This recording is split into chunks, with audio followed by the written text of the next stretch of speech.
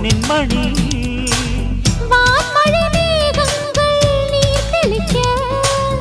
வாடிய தேகங்கள் சேர்ந்திருக்க வாலிபராகங்கள் நான் படிக்க நூலிடை தாழாமல் நீ துடிக்க சின்ன பூவை தேன் நிலாவை தொட்டு விளையாட ஆனந்தம் கூடாதோ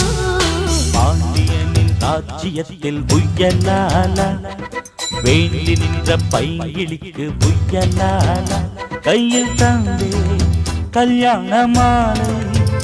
மையல் கொண்டே நான் இந்த வேளை